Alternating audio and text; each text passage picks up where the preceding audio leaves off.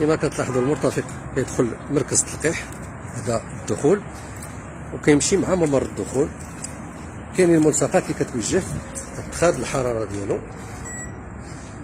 في المدخل، ومن بعد كيمشي الممر عبر ممر الدخول. كما كتلاحظوا المرتفق ها هو متجه لمركز التسجيل. قبل ما يتجه لمركز التسجيل كيقوم بعمليه تعقيم في المدخل، ومن بعد كيتجه لقاعة التسجيل. كما كتشوفوا ها هو دخل قاعة التسجيل.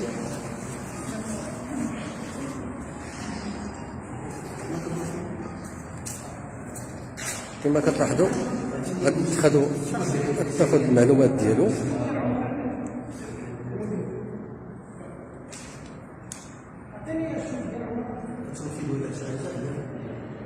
كما كتلاحظوا عملية التسجيل، كاين أسئلة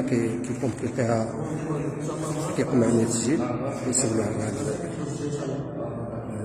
بعض الأمراض اللي يقدر عليها، وكيعطيه الموعد غير يرجع فيه. من بعد كيتجه المرتفق، غادي يتجه قاعة التلقيح.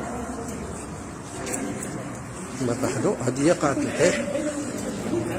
كيدخل قاعة التلقيح، يدخل كما كتلاحظوا الطبيبة المشرفة اللي كتقوم بعملية بعض الأسئلة متعلقة بالصحة ديال المرتفق قبل ما ياخذ اللقاح ديالو. من بعد كيتجه المرتفق باش ياخذ اللقاح ديالو.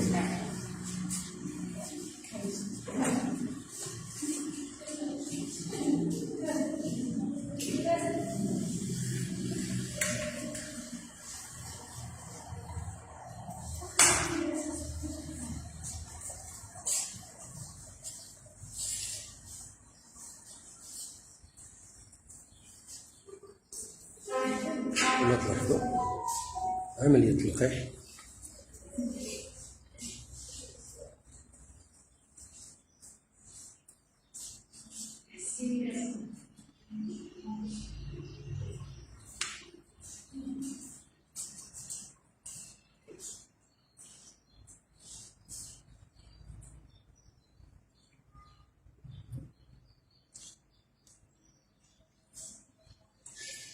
عملية التلقيح مستمرة.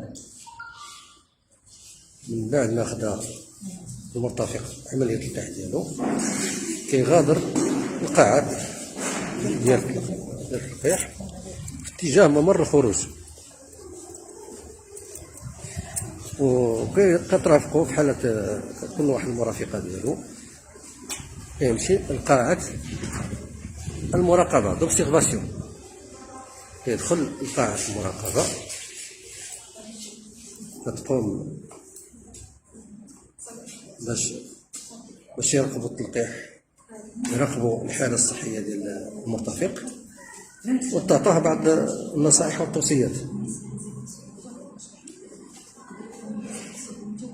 كما كتلاحظوا كياخذ بعض النصائح وبعض التوصيات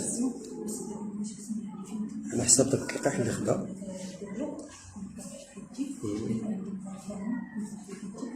بعض النصائح كتوجه لها السيدة المشرفة من الطاقم الطبي.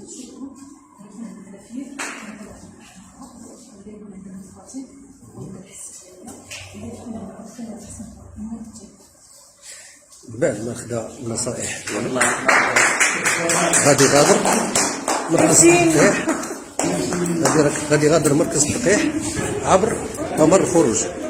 كما كتلاحظوا هذا هو ممر الخروج اللي كيسلكو المرتفق اللي يبغي يغادر مركز التلقيح.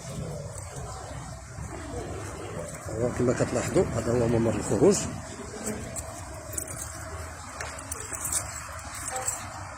المرتفق كيغادر الآن مركز التلقيح بعد ما خدا التلقيح ديالو، خدا النصائح الضرورية في هذا المجال. كما تلاحظوا ها هو المرتفق غادر مركز التلقيح بسلام.